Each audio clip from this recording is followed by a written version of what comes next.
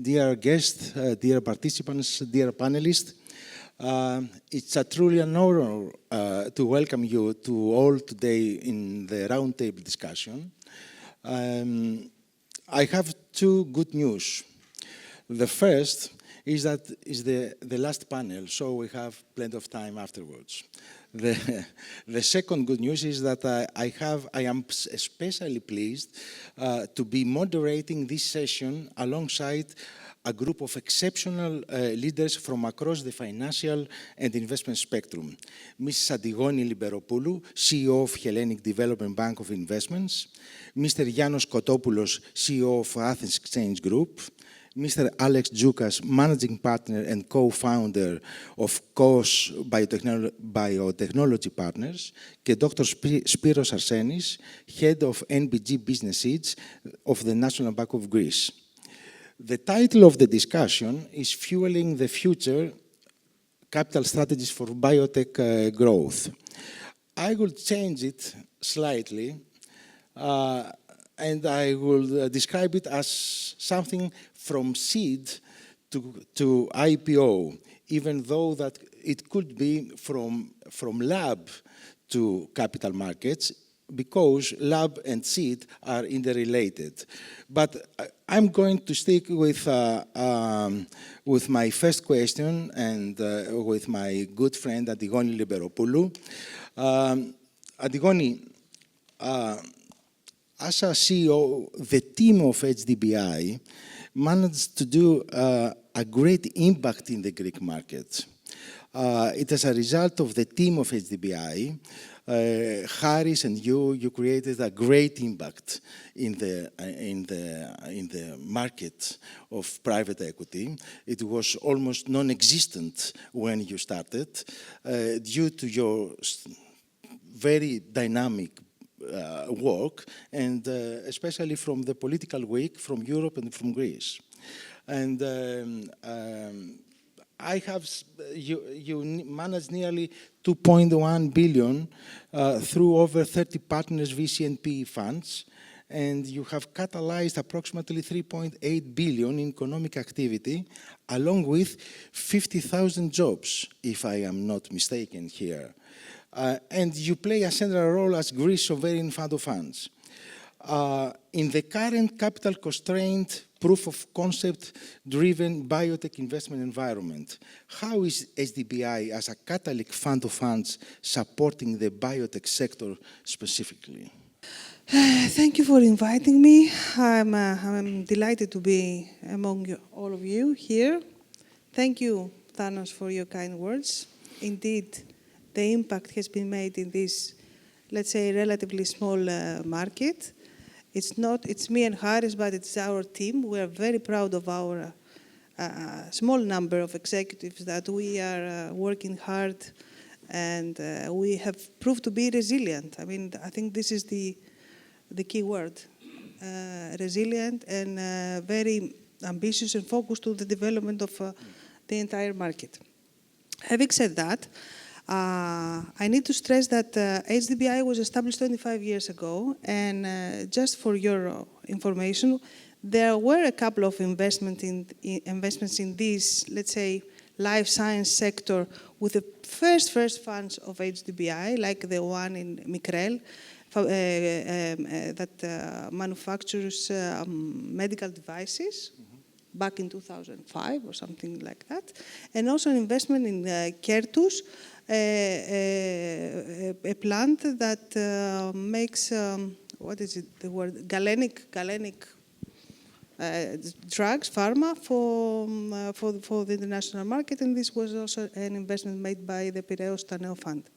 So, apart from that, yes, indeed, we manage a great amount of money, 2.1 billion euros. It has been a long journey. In the last 4-5 years, we have invested, we have committed 1 billion in 38 funds that I'm sure our chairman mentioned earlier, which represents 3 times the amount that was committed from the public sector the previous 20 years. So it's indeed a big leverage. And indeed, through these indirect investments, we have mobilized and created more than 50,000 jobs. These are the numbers of November 2024. So what we try to do, we try to have flexible, open programs that cover the entire chain of development of the companies and almost all the sectors. That's how we started, again, back in 2020. During this journey, in around 2022, we realized that most sectors are covered, but the life science sector was not. And what we needed, it was someone, let's say, more sophisticated than what we were then. And in discussion we had with the ministries and the leadership of the Ministry of Development, Finance, and Health, we said that life sciences should be very well supported. And since it is of a great need of patient capital, we all understand why patient capital is needed for especially the pre-seed and seed investments. It was evident that the European Investment Fund was the more appropriate at the time institution to deliver with success such a project. So this is why I think today and soon, I think by the end of the year, we will have the first focused funds in the life science sector. In the meantime, our funds, especially the funds that invest in deep tech, technology in general, have already accommodated, have already invested and have in their portfolio several investments from biotech, medtech, pharma-like, mental health applications, so on and so forth. So I think we are already there. However, the specialized are soon to be announced. And apart of that, I think it is time we can announce that one fund that will make investments in the sector has already approved by our board and will announce it very soon. I think it is in the late stage of fundraising. So this is what we do from the side of the investment, of the funding itself. And of course, we have our ears open for any other need the market will address to us. Apart from that, we are doing whatever we can to, let's say, train, educate, or help networking the fund managers. The fund managers is the, let's say, the level in this value chain that I believe they have the hardest job to do. They need to fundraise, to find private investors, public investors, all type of investors. They need to convince them with their story, with their business plan. They have to identify the right companies, that they have to assess the scientific results, the potential of a new discovery. They have to invest, structure the deal, monitoring, help, support, and then exit and give back the money to the investors along with the returns. So we are committed to support them. We are committed to bring international expertise to liaise with the local fund managers and make them, let's say, more experts, if I may say, or to exchange knowledge and know-how. And also, apart from these, let's say, soft endeavors of ours, we do our best to attract foreign direct investment, not only to the investing companies, but also to the level of the funds. That's why we have these great co-investment agreements with institutions from the United Arab Emirates like Mubadala. We are working very hard on securing more funding and collaboration with other sovereigns.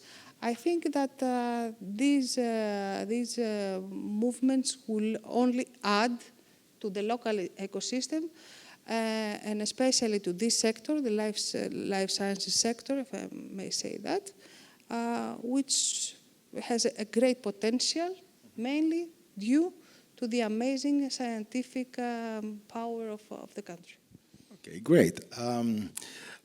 I'm wondering if I need to create a fund in the biotech, in the BioInnovation, what qualities as a fund manager should have? What expertise? How deep is my expertise? It's a very difficult sector, I suppose. So apart from the generic rules and the generic characteristic, which is, of course, the complementarity of skills of the team, the commitment, the operation on market terms. Of course, you need a strong network of experts, so as to validate the ideas, to validate the projects. It has to be international because, as we know, all these achievements they cannot be restricted by local borders. So it's pretty much the same as any other, plus the connections in the field. Okay, thank you. Dr. Arsenis, as I mentioned before, biotech is a complex domain.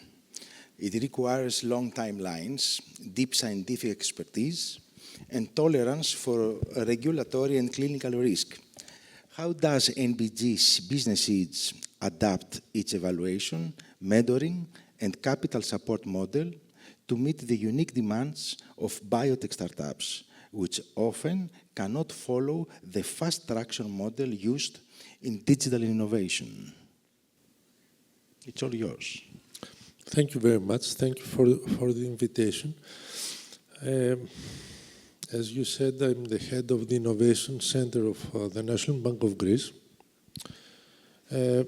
We mainly invest what we do. We participate in 29th venture capital and private equity. That means almost all the funds supported by HDBI. That means that part of these 50,000 employees were created also by our help, but our history goes far below. We started in 1998 with HDBI, NBGI. NBGI. Yes. And what we do now is the follow-on of this first initiative. We have invested also directly in 11 startups. One of these was Blue Ground. And among these, we have invested in 2 healthcare startups. The one is PD Neurotechnology. They use wearables to monitor Parkinson's disease symptoms. And our perception is that the healthcare financing is a strange creature. It needs a lot of capital. When you have a healthcare startup, you need something between 30 and 50 million euros in order to go to market and start scaling up. Also, if your startup has a hardware component, then you need more capital than this. This capital is not easy to find in Greece. Maybe with the new funds, we can do better, but still, in a very early stage, you have to look for capital, for funding outside Greece. And this is the question, who takes the real value of the startups created in Greece. Through our participation in funds, we have participated in many amazing startups in the healthcare domain. What we see, it's very difficult for them to scale up. We can see amazing ideas, amazing teams, but yet there is no exit, and this is for us is a question: why we cannot scale up and exit, and to tell the truth, it's been almost 2 years without any exit in the Greek ecosystem, which is a strange situation. Okay, so I assume, as you said, that the NBG explored direct go investments in biotech, and you focus not exclusively on partnerships with funds and incubators. Am I correct? Or you need also other participants? We used to invest directly also in healthcare. Now we are more focused in our core business, which means fintech, regtech, and proptech, and things like that. Our last direct investment was in Spot a Wheel, which is very related to what we do. Leasing and all this. I see. So the bank's strategic role could support commercialization, global expansion, patient capital formation, if there is a need for that. Of course. Of course. Okay. From your experience, having dealt with a lot of startups in the health sector, what are the main problems that the startuppers or the businessmen there meet on their day-to-day, having given you all the backup information? What problems they are facing? Well, the main problem is that they need very fast to be extrovert and to go out of Greece to find big markets in order to scale up. Okay. And that's not an easy thing to do. Okay, then. Okay, thank you. Mr. Tzoukas, hi, thank you for having you.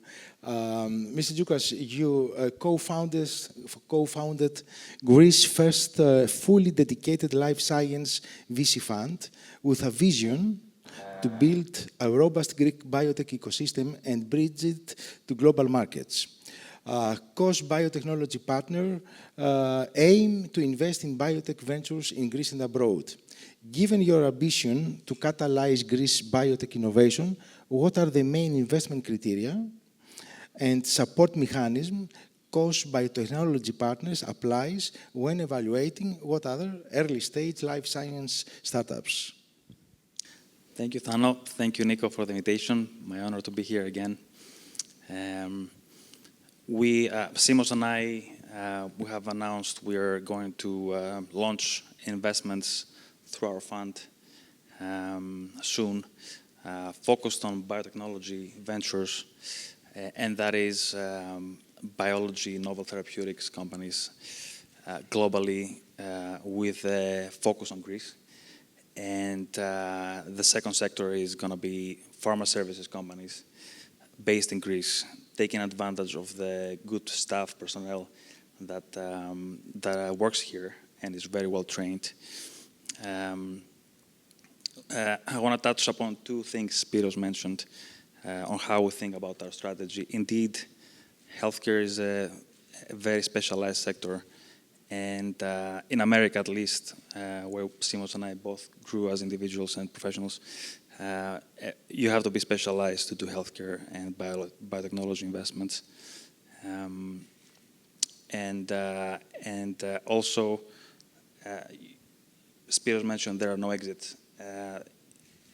When the first rule for us when we look into investment is who will be the buyer for this company 2, 5, or 8 years from now. For us, it's not enough to look into cool ideas or projects, but we need to know that we can help the company through our network expertise and bet on the best founding teams. But we have the responsibility to make money for our LPs. And that's our first rule, have a clear path to value creation and then exit. And I understand strategics. On the one side, in Greece, there are no strategics that buy companies in the pharma sector, but that's our key value add in our project, is bring the connection to foreign pharmaceutical companies, buyers or partners, help the companies connect for BD projects or clients with big pharma in the US mostly, and Europe. But also, if an exit is not possible through a strategic acquisition, we will be able to help them list in the exchange. Also, a route we haven't seen from Greek startups. So we aim to enhance that route, both in Greece and abroad. Other criteria we look into, obviously, it has to be a novel idea with a high chance of success. We have the expertise to assess companies. Simos and I have run a combined of $8 billion in our previous jobs in New York and Boston. So we've done this before, and we have developed the expertise of us sourcing a company, analyzing a prospective investment, reaching out to specialists in each therapeutic area that will help us assess the biology, but also IP, financials, and everything. So we're in a position to make the best pick. As you know, there are many ideas in biotechnology globally. It's a global business, so you have to source the best idea, even if it's Tel Aviv, Patra, or Boston. We look to find the best companies and bring them here to Greece to develop R&D capabilities and develop the drugs.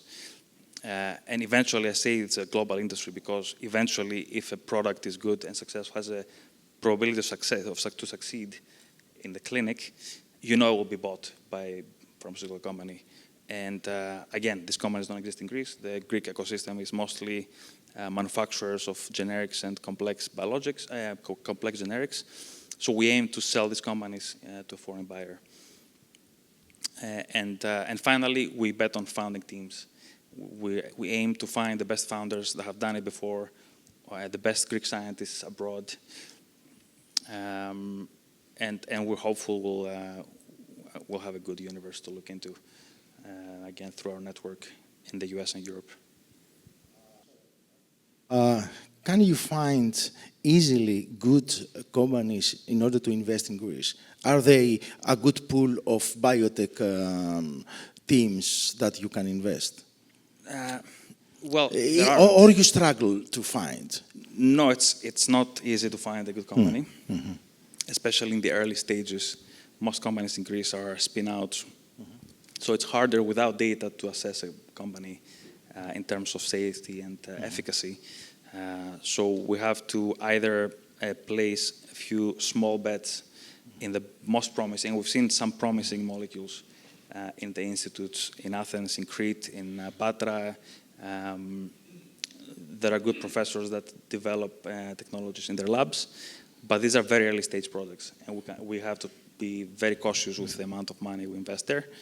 We have seen, though, other companies in Greece in the pharma sector, pharma services sector, and this will require larger amounts of capital with less risk.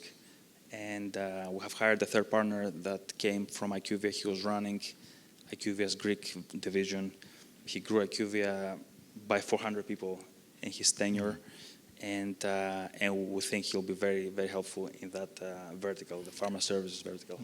So I can assume that we have a vivid sector with startup biotech companies. Again, I don't want to be a pessimist. It's not very vivid. Yeah. It will require a lot of capital and expertise to guide these founders to take risks, make the good operational choices, and it will take time. But we think Greece has the potential to do it. Okay, good to know that. Good to know. Okay, looking at global trends in biotech investing, where do you see the most promising opportunities emerging today? And how might factors such as the rise of AI in discovery, regulatory shifts like those seen under the Trump's FDA, and developments in China shape the investment landscape? Yeah, thank you. AI has been overplayed for sure, and it's been playing for some time now in the healthcare sector, especially in the US. The good news is that we have technological advancements, and President Trump actually has asked all the big tech CEOs to commit large amounts of capital to develop AI. And so far I was counting, it was about $5 trillion in the US only. And that's to counter China, which is another rising power in AI. I think Europe has been left behind. And I was listening yesterday to somebody that said Greece has to win the AI bet. There's no chance Greece will win any AI bet. But we can find projects that can be successful. In the first generation of AI companies in healthcare, both in the US and in Greece that I've seen, there was not much success because the buyers, strategic buyers, don't care to buy an AI company or AI tool. They'll prefer to partner with them and see if it works and pay some milestones down the road than pay a premium and buy the whole company. And that's how you see most of these companies in the first generation of health tech, they have either gone bankrupt or they became now, for example, the AI drug discovery sector, they have become biotech companies. They discovered molecules through the AI engines, and now they became a biotech development company, which shows you again how nuanced AI has to be, how careful you have to be when you make an investment decision. And we're very skeptical with AI as well. Of course, we have experts that advise us, professors at MIT that develop their own technologies, and we can look into those. But from a tool to a product, it takes a long road. And we're very skeptical. Now, in R&D, there are applications AI can have to decrease costs. But for example, in drug development, early stages, you can optimize, make it faster, make it cheaper. That's only 15% of the drug's cost. The large amount and risk comes in the clinical trials, which is testing of humans on humans. And there are not too many things you can do there to avoid the costs. But you can definitely improve productivity of R&D. I was looking at the chart. In the last 7 years, the top biotech companies have doubled the R&D spend. And you still see only 50 drugs being approved every year by the FDA. It's still 50 drugs, despite all the technological advancements, AI in-house by big pharma companies. You still see only 50 drugs every year. But I do think there will be, and Trump, you mentioned Trump. President Trump has pushed the FDA and has made a lot of changes on the top of the FDA organization to expedite the approval of drugs, make it cheaper with less use of animals. And he's definitely pushing for new technologies. But again, there we cannot bet that the FDA will be open to accept all those changes, especially when you have to do with human health and drugs that humans take. They will be careful, and I'm not very optimistic about changes. Okay, great. I need a bridge for Mr. Kontopoulos in order to, but I will ask you first, and I will create the bridge with Mr. Kontopoulos. Do you consider as a good strategy an IPO exit when you will invest? Definitely. We will make investment decisions based having a strategic or PE buyer in mind, but IPO is always, in biotechnology, the amount of capital you need to develop a drug is so high that VCs cannot support this all the way to the approval. That's why you have 800 companies listed on the New York Stock Exchange, 800 biotech companies. It's because of the large amount of capital you need to develop a drug. And an exit cannot happen always in the phase 1 or phase 2 of the drug, which means you have to list the company, keep raising money from public investors for larger amounts. One more question. I like your point, as all of you. What is your, if it is not such secret, what is your multiple for an exit? For an exit Usually, in our portfolio? Yes. Usually the successful biotech companies are north of 10x. Simos and I had 2 exits this year. One of my investments was, we put $50 million in it and we sold it for $2 billion to GSK. But then for that investment, we had another 8 investments that we either stopped putting money in or we sold for much less. So on a blend in a biotech portfolio, we expect a 10x in the successful exits. Okay, thank you very much. Even though that I had 2 questions, I made it 4 for you, but sorry about that. It's okay. So, Mr. Kontopoulos, under your leadership, ATHEX has clearly stated its ambition to upgrade to developed market status and to increase market depth and capital flows, with over 15 billion raised in the last 5 years. Yet, biotech and technology SMEs remain underrepresented in listings. At the same time, you have emphasized the importance of institutional engagement, global roadshows, and strategic visibility, particularly through your collaboration with international banks and your push for a more extroverted capital markets. In this context, and given the ongoing reset in biotech capital formation globally, how can ATHEX practically support early and growth stage biotech ventures on their path from proof of concept to public offering? Thank you. Could I propose that we take some questions at some point, so get them more excited in terms of what we're, if you have the time, I'm just proposing this. Good, all right. So, look, we can't accommodate the full gamut of exits or, I guess, development of biotech companies. That's not our strongest point. We have a place, usually at the more mature stage. I think you placed us accordingly in terms of very early stage risk, a little bit more, you know, penultimate stage and final stage. That's how it works.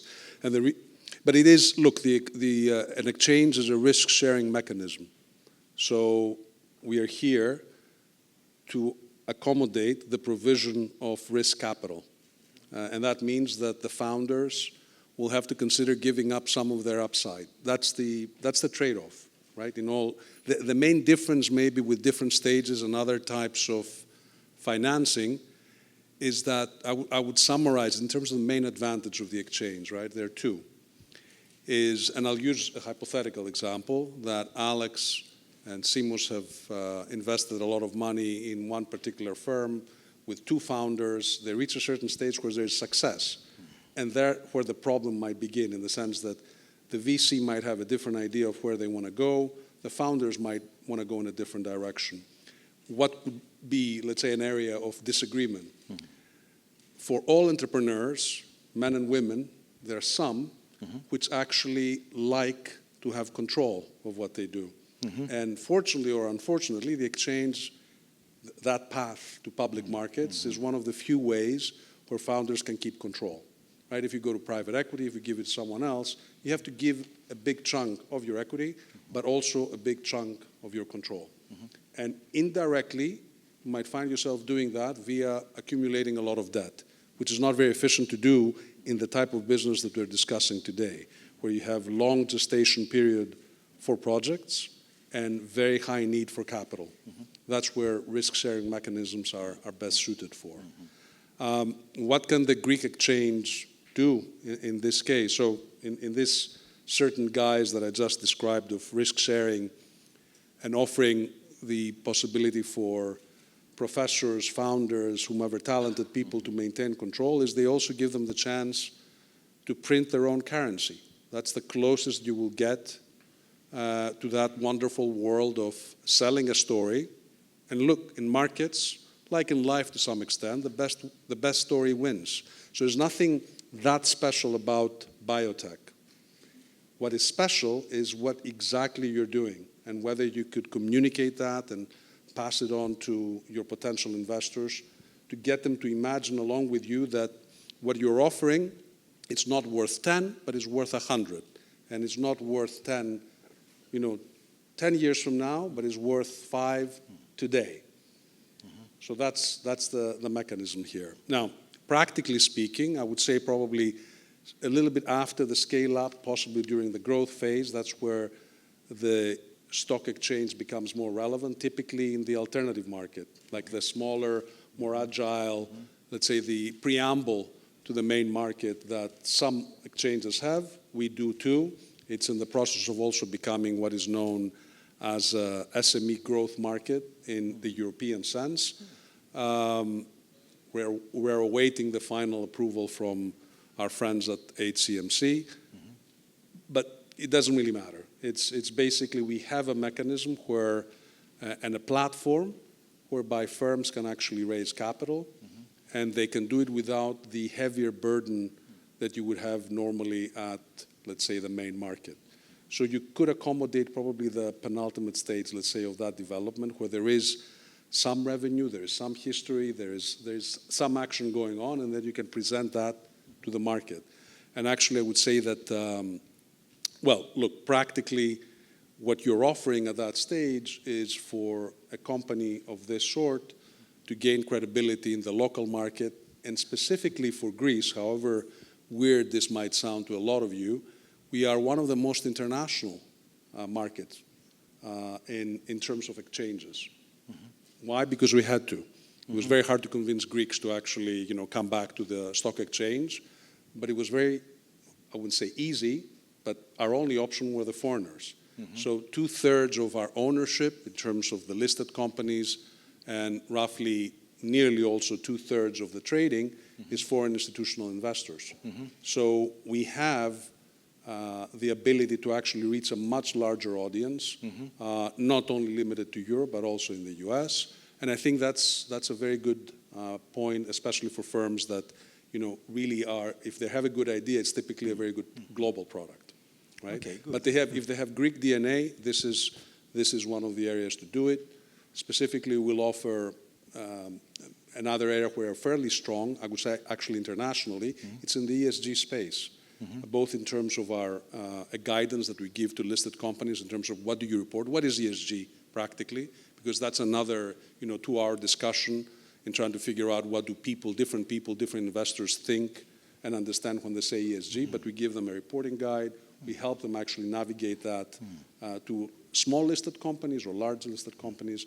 We have electronic tools, we have a digital tool that actually allows investors to very quickly, and even the firms themselves, to compare themselves with other firms in the investing universe, and for investors to actually say, okay, what does this little Greek firm has to offer in terms of the ESG space.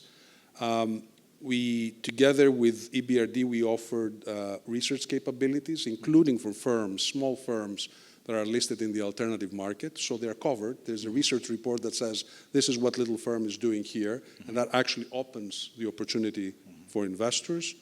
And the obvious thing that we needed to do, as you said, in terms of extroversion, and extroversion doesn't necessarily mean going abroad, it can be also internally, is to create visibility with the investor community.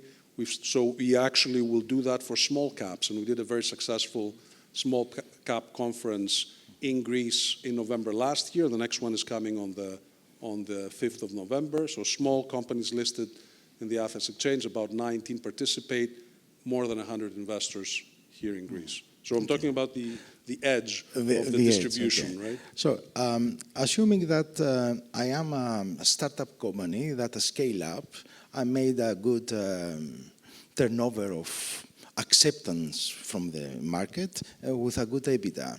And I'm going to a Greek bank asking for advise me to enter in the Athens Stock Exchange. You as the CEO of Athens Stock Exchange, what you would advise to 2-3 shareholders, young guys that they managed to achieve something strong in the biotech sector, and not only on the biotech sector, what you should advise to them in order, what steps they should do in order to raise capital from the Athens Stock Exchange. What you could advise a new company that managed to be eligible to be listed in the Athens Stock Exchange? Well, they can reach our very nice new website that has great AI capabilities. One of them, we actually use the Greek company, which done a tremendous job in terms of, because we are a very heavy regulatory burden, let's say, institution. So we have a pretty substantial website, right? So the information is there, and you can reach it by asking a question in Greek or in English. Get the fast information, then you say, oh, look, I found it very quickly. I didn't understand anything. Give us a call. We'll let you know. The problem is, in Greece, because of what we went through, right, a very deep and prolonged crisis, our ecosystem has suffered, right? So it's not just the market itself, but the key components of the markets, the advisors, the banks, whether they were looking at capital markets, whether they had the capacity to do that. All of this has suffered, so we're in the process where this is being rebuilt. Now, the participants that you have here, if you ask Antigoni about, if she doesn't know something about the stock exchange, she will reach out to me, or she will reach out to a friend of hers who is an investment banker somewhere in a Greek bank or an international bank. The same thing, here we have somebody from a banking institution. They will definitely know who to point to. And obviously Alex will also have a view and know people. So it's easy. If you really want to do that, the key question is ask the question. Certainly ask at the exchange. If everything else fails, we'll give you a preview. We are not the people who will bring you to the stock exchange. We are the stock exchange. An ecosystem of advisors will bring you there, and you need to prepare, and they'll help you prepare in terms of facing the market. Okay. But we're here to help too. In this context, what Euronext will bring to us, to the Greek capital markets?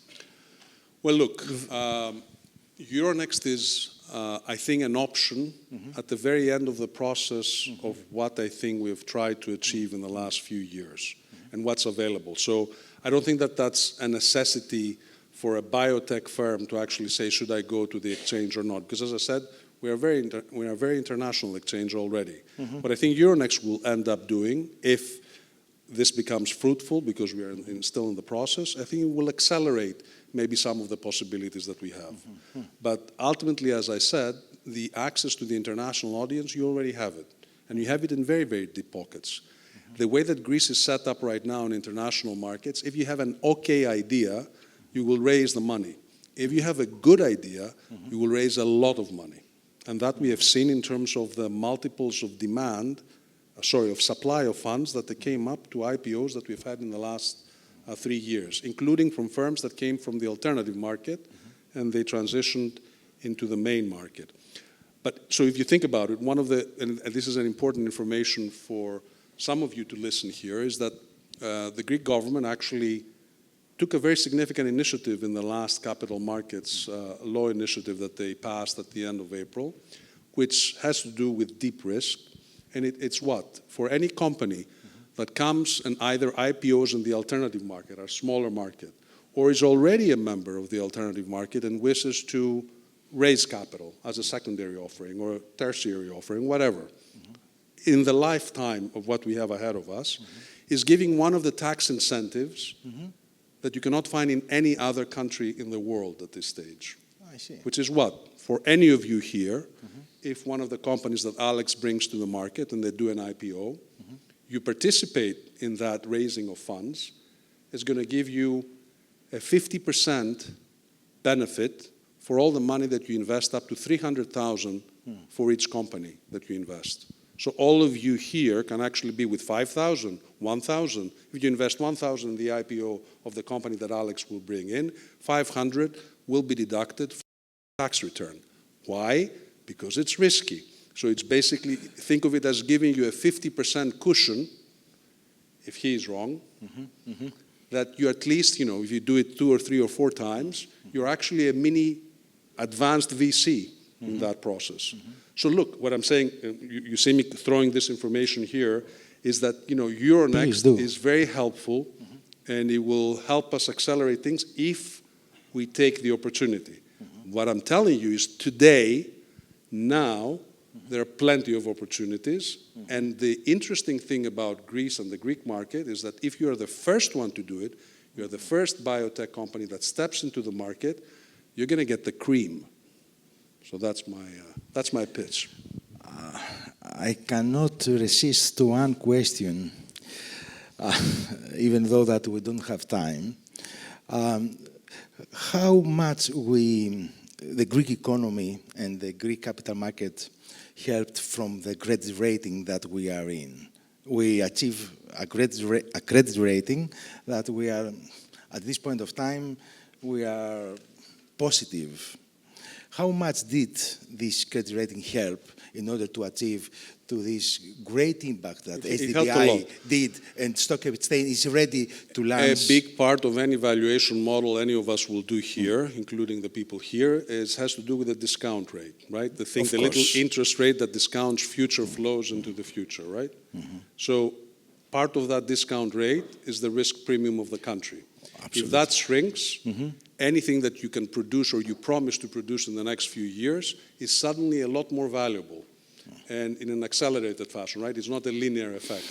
So any reduction in, let's say, if you want to think about it in an alternative way, at the cost of funding for Greece affects the cost of funding of corporates, it costs the cost of funding of anybody who participates in this market and this economy.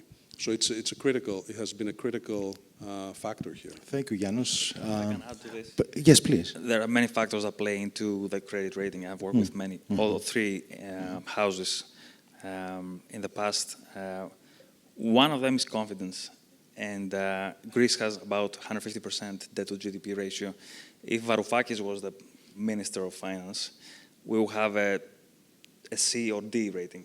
Because we have this government and foreign investors trust this government, that's why you get a better rating, just to add this. I have to point out that the political will is the major point for the advancement that we experience. You were a wonderful panel, dear. So we have 15 minutes, and if a conversation is successful, we raise questions. So questions are ready to launch, if there are any. Hello, a question for Mr. Kontopoulos. So you talked about the alternative stock market, which is very exciting.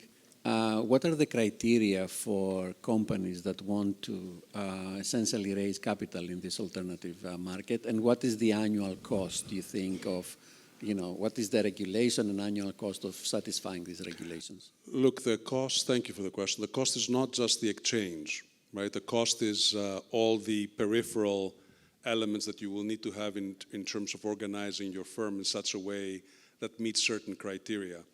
But I would tell you that it's actually it's not a significant cost, neither in order to list to the market or to, for example, in terms of corporate governance criteria, in terms of law, Greece has managed to gold plate this. And I'm saying that not in the most positive way, in the sense that typically in the rest of Europe, a lot of it is basically a guide in terms of what you need to do. And it's an incentive to abide. In Greece, it's a law. So when you're in the main market, you need to invest some considerable amount of money every year in terms of maintaining that structure. Given that you do, even if it is expensive, it actually is an advantage, meaning that ultimately it's as if you go around and you self-flagellate, right? So you're basically, is a signaling to investors that you are a different company than the rest. And that's very useful when things go wrong, meaning that if the cycle, you go in a bad part of the global cycle or the Greek economic cycle, the fact that you have suffered and you self-flagellate every year means that they will trust you a bit more. And that actually happened in Greece before my time and during the time of the crisis, where a lot of the firms that were listed they were not the first to lose their suppliers from Germany. Why? Because if the supplier you have from Germany to give you chemicals, let's say, for the production of your drug, has a company that they need to, in Greece, another company in Greece that's listed, and one that's not listed, the one that's not listed is going to lose that supply chain a lot faster than the company that's listed because of that extra cost that the exchange does. But specifically for the alternative market, you don't have that cost. You have a guide, and you say, look, we as the exchange, and you don't have the regulator, we are the exchange is the regulator for that market. We advise you and we guide you with those types of principles, and we force you to tell people what you're doing. You don't have to do it, but you need to tell us what you're doing, right? Which is a much easier thing to do than actually having to respect the law, a particular law with details that you need to fulfill every time. You don't have example for the main market, you need now to have a minimum size of 40 million in terms of capitalization, in terms of being even eligible to list. In the alternative market, there's no such limit, and so on and so forth. Do you need to have IFRS standards, accounting-wise? Yes. But that's to your benefit too. That's part of your maturing and reaching that stage that you can be part of the market. I don't know if I'm just giving you, you can go to the website to see but there are 10 things basically that are needed. Question?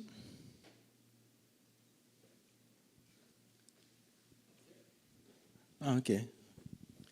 I would like to ask mostly Alex, how do you see the investment in drug development or even drug discovery in Greece, considering what is going on globally right now on this particular sector?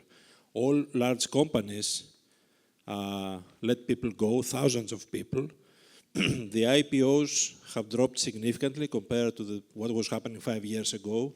So is this an environment that will give trust to the investors for investing in Greece? I'm not saying no, I'm just wondering what are your selling points? Thank you for the question. It's not a good time to invest in biotech, but depends who you ask. If you ask a new fund that's being raised now with fresh capital to be deployed, it's a great time because you will get good valuations. If it's a fund that has already invested money in the last 4 years, you're in deep trouble, and probably you've lost most of the money you invested. Now, when it comes to Greece, I would say it's a very small market globally. You see NIH funding being cut by President Trump and universities pushing back. But still, American VCs have a lot of money to deploy. We saw 3 or 4 funds this year raising 3 to 4 billion each. And then you have China, which is a rising power in this drug discovery and drug development. So we see some opportunities in Greece, but if you invest in early stage biotech, you have to see thousands of companies to select 1 or 2. In Greece, we've seen only a smaller number of companies, so it makes it challenging for us to pick a winner. That's why we have opened our scope to look into other markets as well.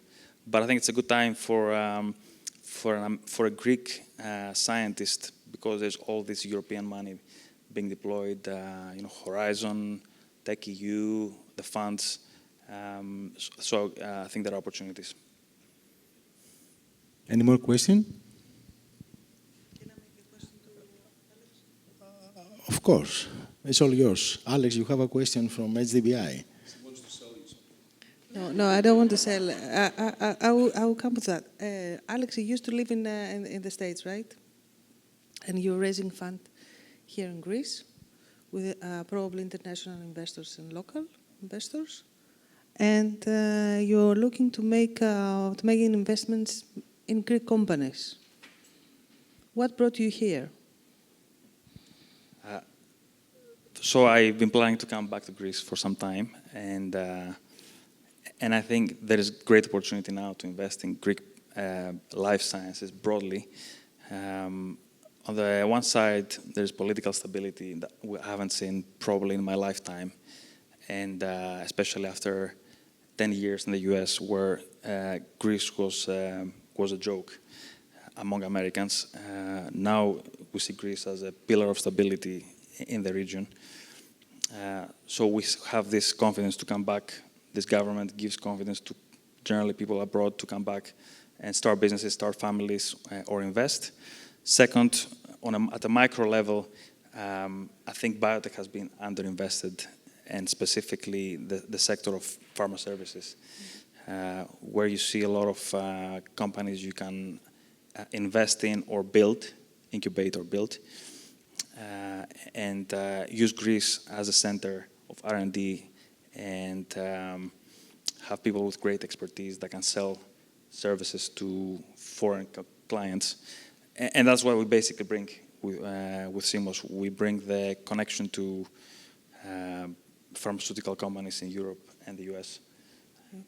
Thank you. I mean, he described the incentives better in better English than mine, so Okay. that's what I did. Can I ask a question to Alex? Sorry, please.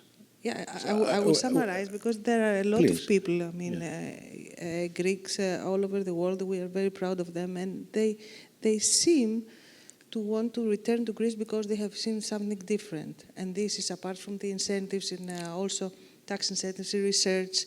I mean, the new law for that allow academics to establish companies.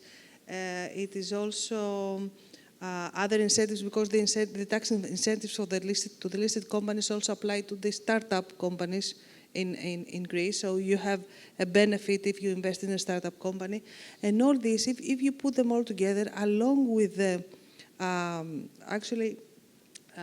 Prime Minister, I was not here, but he admitted that perhaps the establishment of a Ministry of Research would be a very good idea.